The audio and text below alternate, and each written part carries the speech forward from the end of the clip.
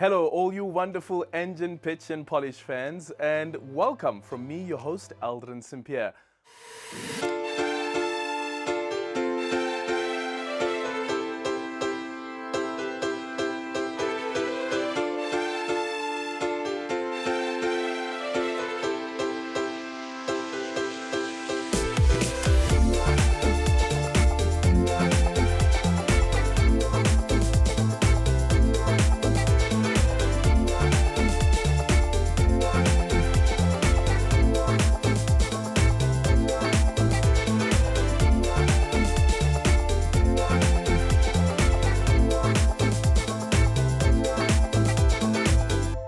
Well, I'm not sure about you, but I'm still trying to wrap my head around losing a green group contestant even before we got to the elimination last week. I mean, was it something I said? Just kidding. Clearly had nothing to do with me since I'm completely charming. But I'm going off topic. We need to recap the competition standings. So last time we said goodbye to Sibia Orthotics, while Moses Kekana and Makatu Chifura both made it through to round 2. They join our two red group contestants, Daniel van Zyl and Shuka Muhabir. And just like that, we've somehow reached the halfway mark of round 1. That means there are only 4 more slots available for round 2 of the competition. Still, with the blue group pitches only kicking off tonight, there's plenty of pitching action yet to come. Before I get into what you can expect in tonight's episode, I'd like to thank our sponsors. South Africa's biggest and longest running pitching competition is only possible through the generosity of our loyal title sponsor Engen Petroleum and co-sponsor Nedbank, both who have been supporting us for close to a decade. And of course, I must mention Radisson Blu Gautrain Hotel, which is hosting this year's out-of-town contestants in some serious style. Thank you to all of you. Now, naturally, I'm very eager to introduce you to our first contestant for tonight, but let's first remind you about our viewer prize giveaway. Yes, another one of those 5,000 Rand Evo Super Shop vouchers from Nedbank is up for grabs. You'll have to answer a question about tonight's episode to stand a chance of winning, so you may want to start paying attention right about now, because it's time for the battle of the pitches. First up tonight, we have Ntuthuko Sibiya, who is the owner of Sibia Orthotics and Prosthetics, hailing all the way from KZN. Good luck in there, Ntuthuko. Ntuthuko, welcome. Thank you very much. How are you feeling? Very nervous. I feel I can lay down. But Okay. it's fine. But just stand up. Stand up. Stand up. Yes, I will. So you know you've got 90 seconds? Yes, I know. Okay. 5, 4, 3, 2, 1. Pitch and polish. My name is Ntuthuko Sibiya from Sibia Orthotics and Prosthetics in KZN. 8 years ago, I developed a love of prosthetics when I used to help my sister who is using arm prosthetics. Throughout that exposure, I found that my sister's prosthetics was too heavy and less functional. As a result, I went to study medical orthotics and prosthetics so that I will have professional skills and practicing license to improvise prosthetics. After 2 years of working experience, then I combined my skills and passion. Then I took a loan. I started my own prosthetic company that will create impact, be competitive with good profit margin. My company is currently saving about 30 to 35 clients monthly in my amongst 3 branches, which make a revenue of over 100,000. So with this funding, as I made today, my vision is to fulfill my short-term goal of building a mobile lab that will create a more job opportunity, also boost my revenue, so that I will reach my long-term goal of building my own facility that will help me to have my own production plant. So after that, that will also help me to create. You can finish the sentence. Create more impact, stay competitive also with good profit margin. Thanks, Ntuthuko. Okay. Sipukazi, let's start with you. Yeah, thank you, Alan. Thanks so much, Ntuthuko. Thanks for sharing with us. So I just wanted to know, you talk about future plans to build your own facility. So how do you get your products? I mean, do you design and manufacture your own products? Yes, so my business have two departments, it's orthotics and prosthetics. Currently in orthotics, I order from suppliers and then I supply them to my patient. In prosthetics, it's a process of manufacturing. So I start by casting, doing up until reach a point where it need lab. And then I outsource that work and then send back to me, go for fitting. Okay, so you also spoke about a mobile lab. So you obviously, it's one of the ways that you want to get to your clients. Explain that a bit for me. Yes. Since I have 3 branches, which means I will be accessible in all 3 branches with that mobile lab. And you plan to expand the 3 in time? Yes, I will expand it to make not just my own facility, so that I will have the production plant. So even that orthotics that I order from suppliers, most of them I will manufacture myself. Just a last question for me. You said you make 100K. Is that 100K per annum from your 35 clients? Monthly. Monthly basis, yes. Okay, and that's your revenue. My revenue, yes. Thank you. Okay, Monique? I think it's lovely that you're giving the gift of movement. I think that's a very noble. Just in terms of the revenue that you're talking about, is it 100,000 per branch or in total? In total. In total 3 per month. branches, yes. Because I'm staying in one branch, that is the head office, Yes. and then in weekly basis, I rotate to those other 2 branches. Okay, and so the mobile lab where would it be going to? To the actual branches? To the actual branch, but in those rotation, I will rotate with it from first branch to branch. Okay, why do you feel the need to create a mobile lab? The need, because if I can just start from a physical lab, which means I will have to make 3 of them. I have to make it in a head office, build a lab for production. In my branch, build a lab for production, also in other branch.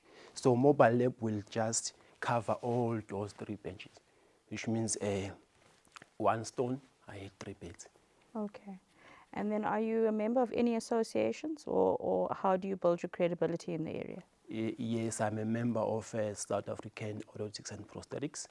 Or my cause is registered under Healthy Professional Council of South Africa, HPCSA. So it's a license for month to month, so we renew it month to month. Okay, great. Thank you. Thank you very much. All right, just a couple of things from me.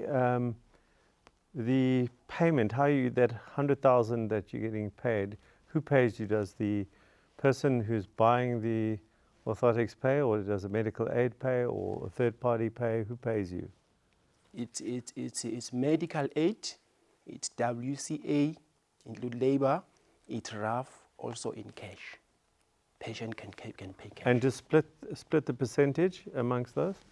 20% on medical scheme, include all RAF, WCA, then 10% on cash. 20. I said? You said 20% and 10%. So Oh, no. I mean 90% and 10%. 90% and 10%. Yes, Okay. 90% for medical scheme and then 10% in cash. And the machinery that you use to currently, you said up to a certain point before you send it out to a lab. Just explain the machinery you use now and then what machinery you would use if you were to manufacture. The machine I'm using now is just physical tools, the cutter, the oscillator, the grinders, scissors, just a basic tools. Right. For casting, taking impression, Yeah. also doing rectifying that cast. So the material for manufacturing, it includes oven, that big oven. It includes routers for grinding those edges because it comes with rough edge. I have to be smoothing up. It includes a vacuum. It includes extractors because the time you grind, it sends out those small waste, dust and everything. And how much does that machine cost? A machine for the small lab Yeah. that can cover my market for now, it's around 80 to 100% before tax. 100,000 Yes, Okay. before tax. Okay, Machinery only. only. Yes. Okay. All right, and Ntuthuko, you may leave. Thank you for your pitch. Thank you very much.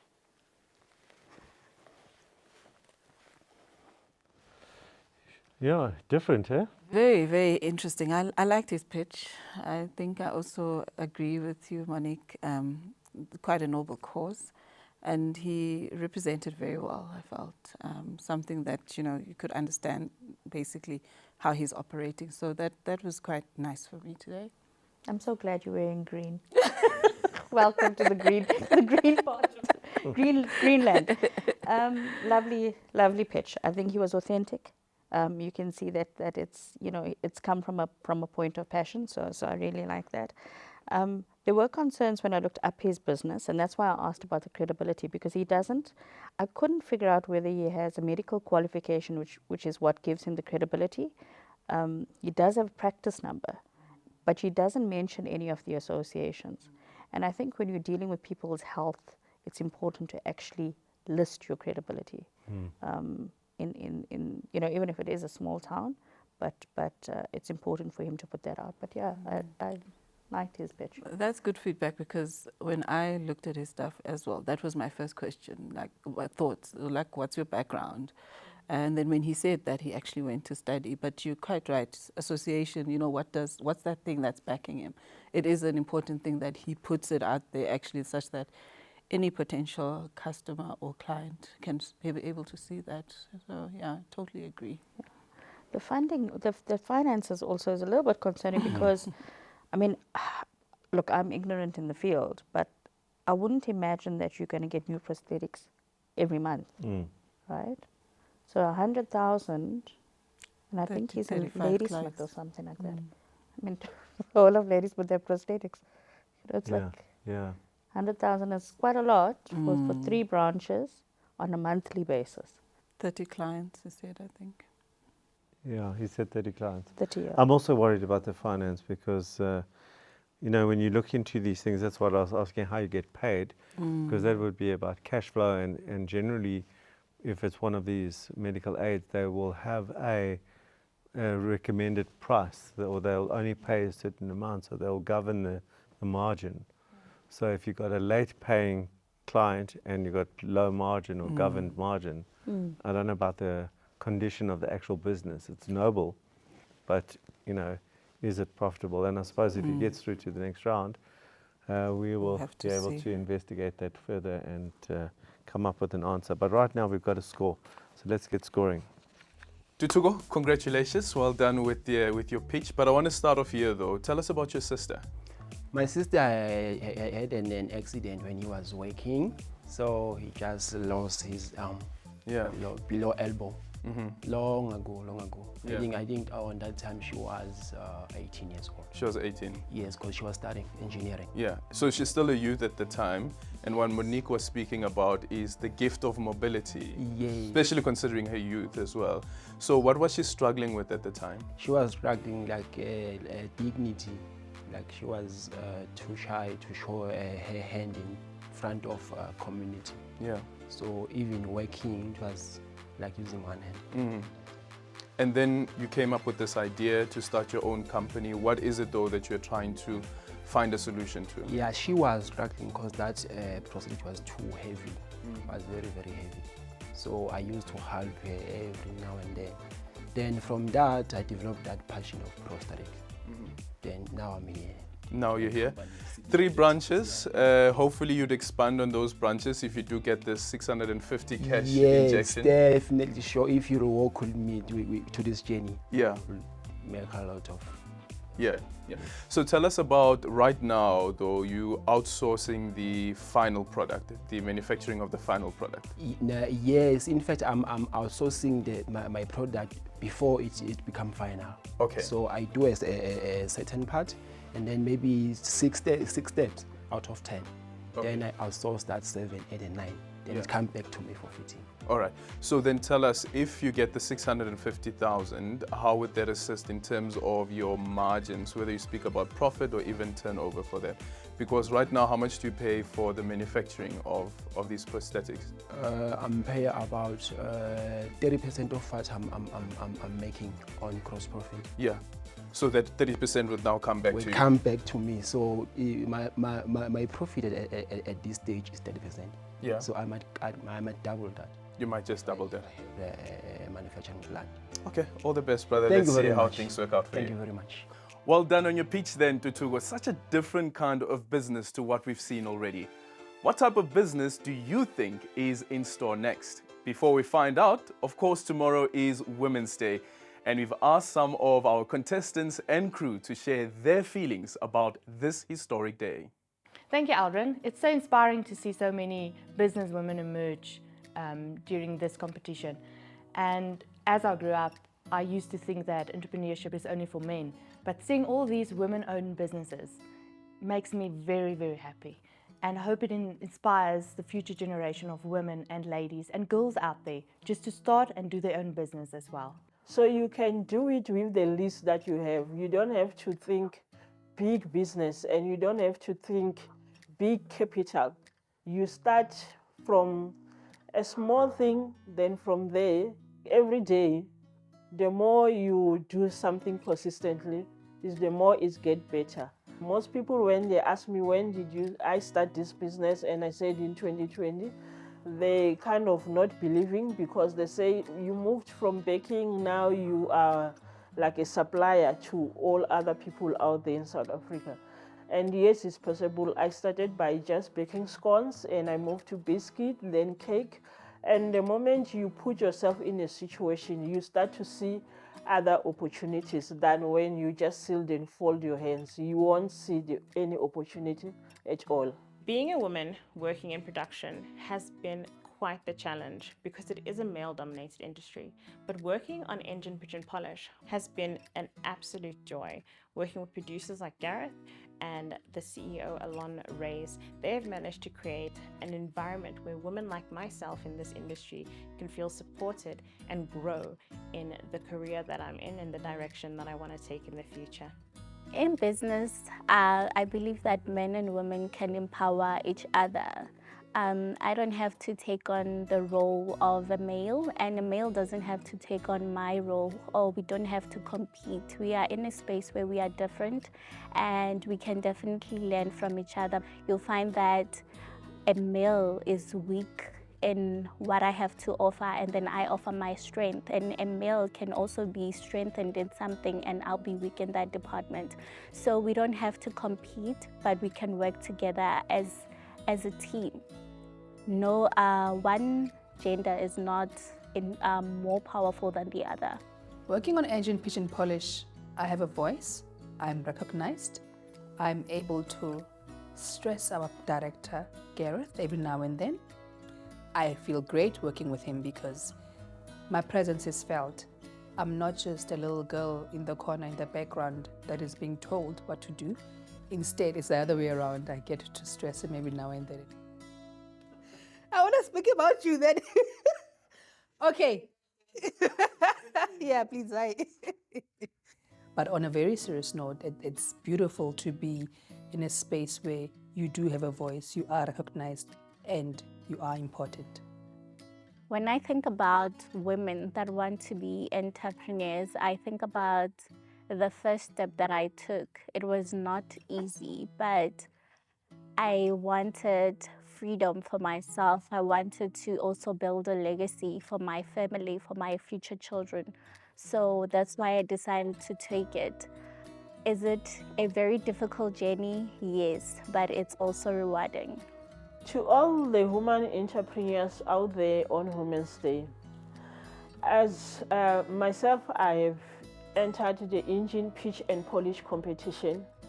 In this competition, we are just 4 women, and I would like to encourage all women across all walks of life to stand out there and enter this kind of competition. let's dominate the entrepreneurship industry. And thank you to all of the amazing women involved in Engen Pitch and Polish. Well, we heard from her during the Women's Day segment, and now it's time to hear her pitch.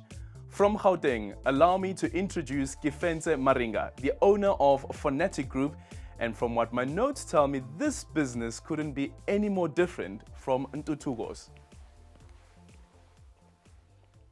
Kefentse, welcome. Thank you so much. How are you feeling? A bit nervous.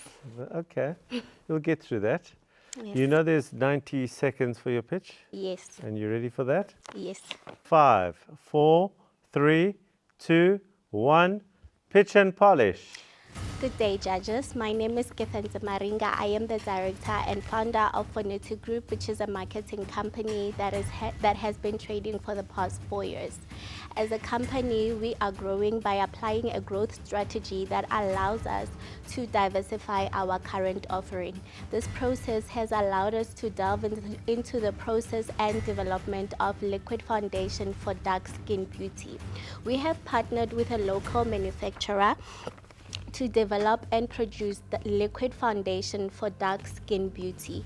Our competitive advantage is that our foundations offer rejuvenation and reparative properties which complements acne-prone skin and hyperpigmentation. With our conservative approach, we estimate that we will be able to make 1.1 million in turnover for the first year, 30% coming from our B2B markets, 70% from our e-commerce platforms, which will lead us to a 3% margin in net profit.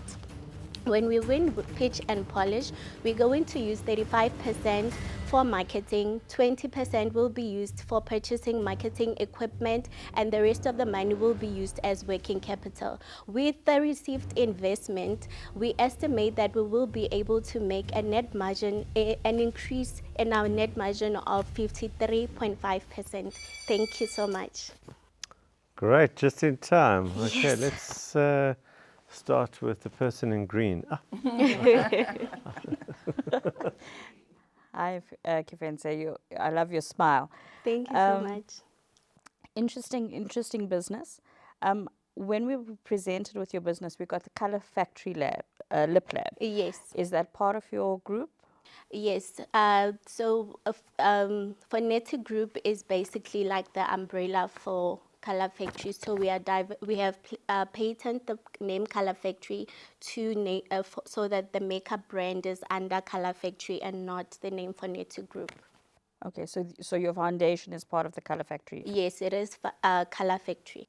Who's your greatest competitor in terms of foundations for dark-skinned? In South Africa, like they're not specific, like they're not niched when it comes to dark skin foundations, but my competitors are Tuli K. They also manufacture foundation, which they manufacture from overseas, and there's also Beauty by Pops, which is a local manufacturer. They have a local manufacturer. They're not niched like we are, but they are our direct competitors. And what is your unique selling proposition then compared to them? Our foundation, like we are niched, and also our competitive advantage is that we offer benefits with our foundation. So we have reparative and rejuvenation ingredients in our foundations, which allows, like, for somebody with acne skin not to have clogged skin when they apply the foundation. So we also we create like a breathable surface with our foundation to complement whatever skin treatment that the person is using. Okay, great. Thank you. Go ahead. Sure. Thank you, Kefentse. I just heard you mention that you guys have been operating for 4 years and you have a current offering. So what exactly then is in your current offering? So our marketing agency, we offer direct marketing services, which include brand activations, leaflets distributions, in-store promotions. So the Color Factory lip and foundation, those are planned products that you want to put into the market? Yes. Okay, and just maybe just to try and understand as well why the makeup foundation. So I have a background in the beauty industry. So I have worked as a makeup retail artist. So I have worked with a lot of women. So going into the beauty industry is because this is a challenge that has also affected me as a dark-skinned woman. I found myself struggling to get the right foundation shade, where I would have to buy 2 foundations, mix them together to get my perfect shade. That is expensive for a lot of women. So we're trying to say, you don't have to do that. We specifically gonna cater for your needs. Thank you so much. Thanks. So, okay, so just explain to me the 1.1 million, how you got to 1.1 million. Was that revenue that you were going to do in the next year? Yes, so You with the sounded very confident, as if an Excel spreadsheet equals reality. So explain to me how you got to that number. So we project that after we have launched this product, we will be able, with the resources, we'll be able to sell around, okay, let me say this. So our projection is to be able to sell a minimum of 3 units per day. So when we do that, we will be able to make 663 in a year. That is through our e-commerce. So that is our conservative approach. Obviously, we want to raise that amount, but because we are starting small, that's where we thought if we sell. So just 3 a day Yes, equals 1.1 million rand revenue in a year. in a year. Yes. No, in a year it's 663. Then if we are also selling to makeup artists, to salons that are B2B, then that's when we're gonna make the 30% of the 1.1 million. So you got 600 coming from online, Yes. and the other Then 500 is 300. coming from direct. Yes. And are they both at the same margin? They're not at the same margin. The other one is it will be, okay. Which one's at the higher margin? The higher margin is our e-commerce platform. And how much money, I think we all are involved here in e-commerce. It's expensive. Yes. So how much would you have to spend on e-commerce in order to get the 600,000 worth of sales? Because people are not just going to wake up one morning and just come to your online Yes, store. so we are going to be, for the next 2 years, we're going to be invested in marketing to create demand for the product. So we are going to invest in activations. We're going to invest in social media influencing and social media marketing, sorry.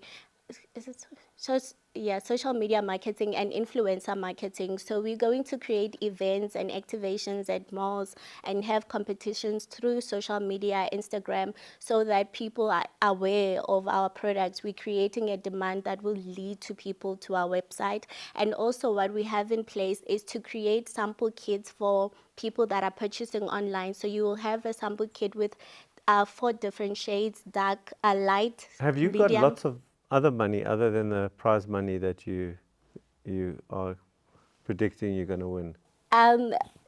We don't. Because 650,000 rand isn't going to pay for all of that. That's what I'm asking. Yes, that is projected before the investment. So when we launch, that's what we're projecting to do. So But I'm trying to find out if you got other money for these kits, for all the promotions. Have you got other money other than the 650 to launch this? Yes, there is money to launch the product. It's just Okay. that we need an injection to be able to take it further than where we can put Okay. it. Yeah. And just last question on that. Is it more or less than the 650 that you've It's got? less than 650. Okay, thank you. All right, Kefentse, you may leave. All right, thank you so much. This is a tough one for me, because this is all about pitching your business, not an idea. And when she entered as a business, as you picked up in your questioning. But now it seems like there is another business, but you can't argue that she's got a business. But I don't know. This one's difficult. What do you, and then the numbers don't stack up for me. Yeah, the numbers definitely don't stack up. Just in case, in terms of the businesses, it's clearly an ideation phase, and I'm not sure where the income is coming from. If it's coming through her direct marketing agents, because she says they are a marketing consultancy. She doesn't mention the fact that they do already have, I don't know if it's their own lash line, or, you know, that for me would tell me why you're now going into the beauty industry. So she doesn't mention that at all. She doesn't mention the lip factory, that this is, you know, what she's wanting to set up as an innovative product. So she kind of randomly positions this beauty industry in addition to the direct marketing that she's doing. Be that as it may, though, the numbers still don't stack up. I mean, it's fantastic that she's got these projections, and you know, she's clearly thought about the numbers, but they don't stack up in the sense that it looks as though, I mean, she says 3 products a day, which is about 200 Rand per product to get to the 1.2 million. But that's not taking in costs and expenses and the, you know, setting up these actual units and that kind of stuff. So it's not, yeah, it's definitely still very high in the sky. And I'm wondering why she hasn't mentioned the fact that she's already in the industry, that she already has a following, that she's already, you know. Yeah, so I was confused also. Is it, you know, in the lip thing, is a foundation, because that was what I think she was presenting. Then there's the marketing company, and there's the lashes. So yeah, so that was interesting for me because the current offering, that's why I asked the question, because I thought, okay, we are dealing with the beauty products and so on.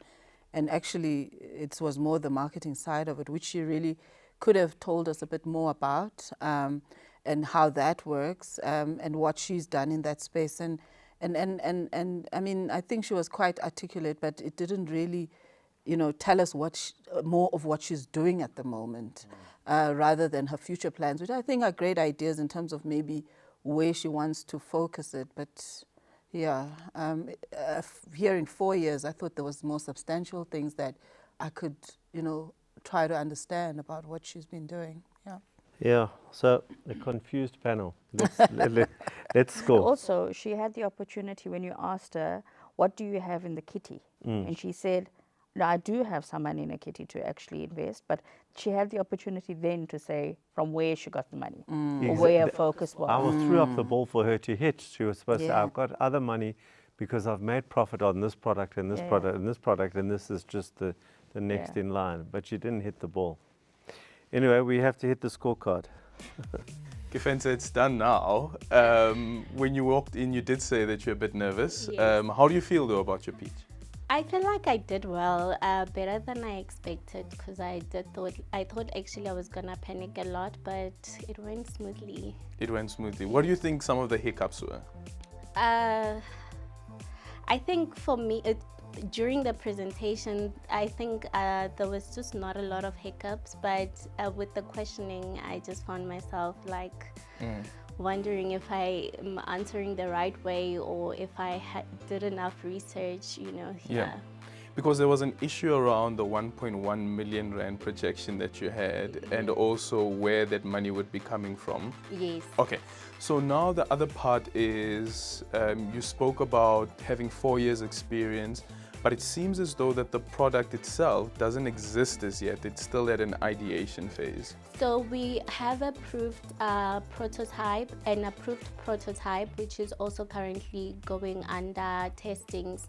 So we have been existing as a company for the past 4 years, which is Phonetic Group. So basically, Color Factory is under Phonetic Group. It's a cosmetic brand that we have launched under Phonetic Group. So this would be a new product that you're trying to introduce Yes. under So, the business? yes. So as I said on the pitch is that we are diversifying. So because we are diversifying, we're going into a new market with a new product. Yes. So if things do go well for you, hey, you might just outshine Rihanna's Fenty. Yes, Do you think that's... I do hope so. I do hope so. Well done and all the Thank best. you Yeah, I had so to say much. that you look beautiful as well. The foundation looks amazing. All on you. right. Thank you so much. All the best. Appreciate it. Thank you. Whew, good job there, Kefentse.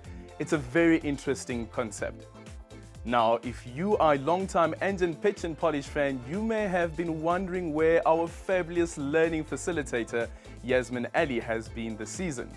Well, I'm excited to tell you that this year we are trying something new. I mean, why not? A new host? Tick. A new judge? Tick.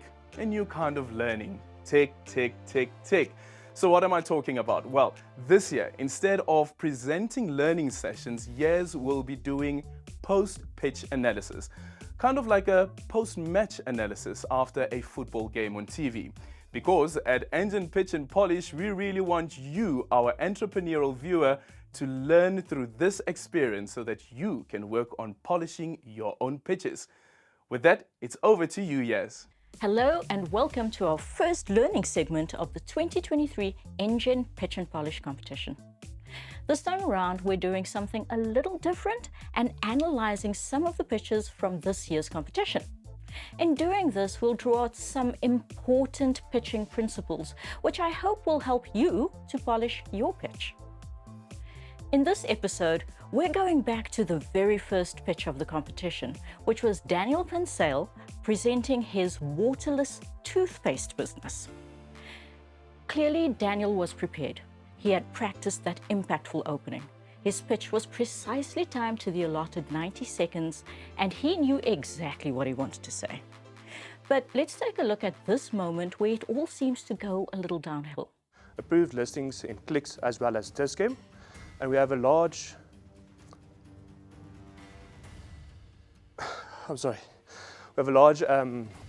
licensing agreement in East Africa.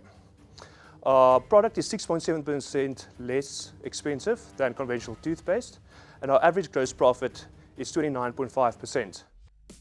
Notice how he seems to have it all under control and then bam, he stumbles.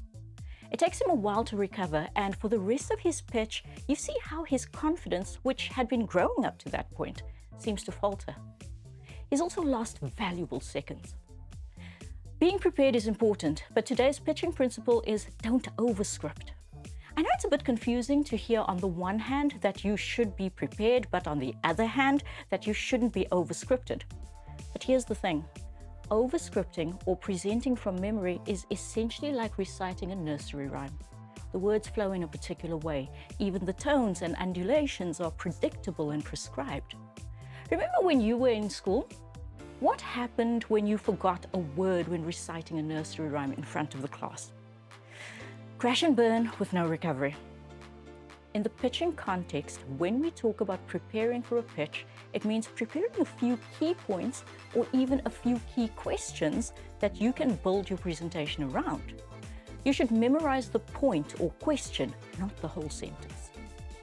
In the clip we showed, Daniel couldn't remember the term licensing agreement, which was a key factor in his presentation. But it could have been any other word or term. It doesn't matter which word or term you can't remember. What matters is that the rhythm of your presentation is broken. The important thing to remember is this is your business. You know it better than anyone else. You know the details. Trust yourself to do it justice, and your pitch will come across as practiced, authentic, and credible without being overscripted. Back to you, Eldrin. Thank you, Yes. It was really interesting getting another take on the pitches. You can also head over to the Pitch and Polish YouTube channel if you'd like to rewatch Yez's post-pitch analysis of the contestants' pitches as the competition unfolds. But now it's time to talk about the 5,000 Rand Ever Super Shop voucher from Nedbank that we're giving away tonight. I'd like to have a 5,000 Rand Ever Super Shop voucher. No? Well, fine. Well, if you want to be in with a chance of winning that voucher, you'll have to answer the question we are showing on your screen right now. What approval is Kefentse waiting for before taking her base product to market? What approval is Kefentse waiting for before taking her base product to market? All you have to do to enter is send us a WhatsApp with your name and the right answer to 068 707 5187 before midnight. All the correct answers will go into a random draw and we will be in touch with the winner before 5 o'clock tomorrow afternoon. We'll also post the winner's name on social media later this week. Hurry up and enter now. And that's it for tonight. I hope to see you again next week Tuesday at 7 p.m.